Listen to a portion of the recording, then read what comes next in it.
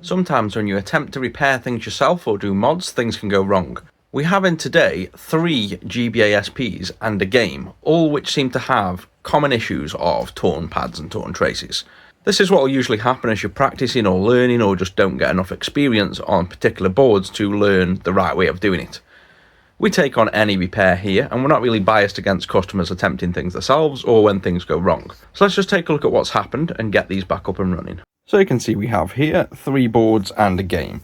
Let's probably just start with the game for ease, and then we'll work our way through each of the issues on these boards.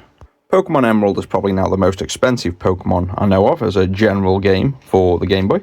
It's definitely the most sought after.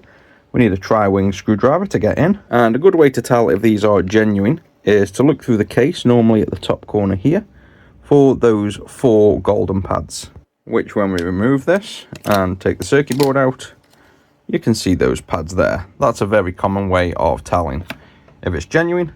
You've also got Nintendo. Fakes try to put Nintendo here, but normally don't have the same top writing. So when you're looking through without opening the case, you see the bottom of Nintendo and think it's genuine.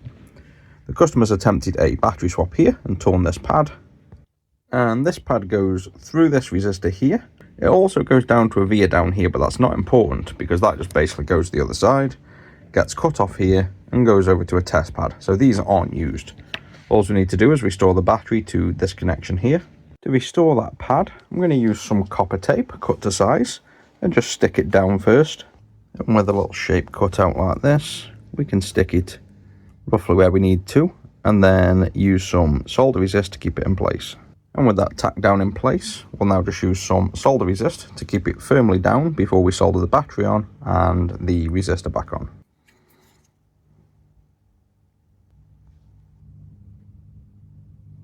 Now we'll just put a new battery back in place.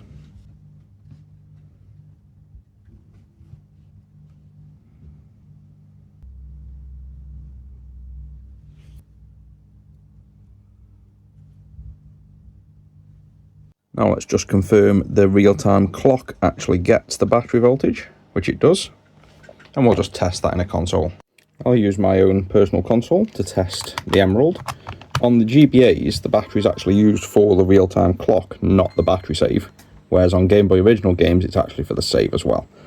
So what we're looking for is that this doesn't come up with an error mentioning that the real-time clock isn't working. It'll say the batteries run dry normally. And there we go, so that's obviously working fine. We could then go and save if we wanted, so let's save out here.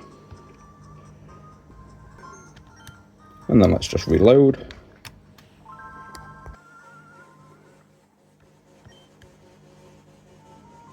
And there we are outside, so that's that one fixed. If you want one of these consoles as well, this is the Crystal Yellow with some LEDs in, so it's got the clean light in, so these glow, and the glow in the dark buttons as well.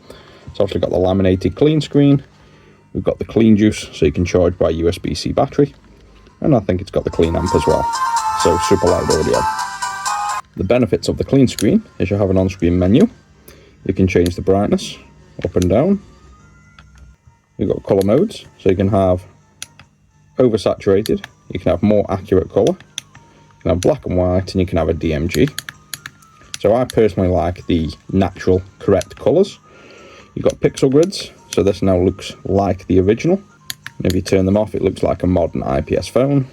But again, I personally prefer the grid, so it looks much more like an old school screen. So that's the customer's game fixed. Next up, we'll start working our way through these 3 boards. But that's it for this one. I'll catch you in the next.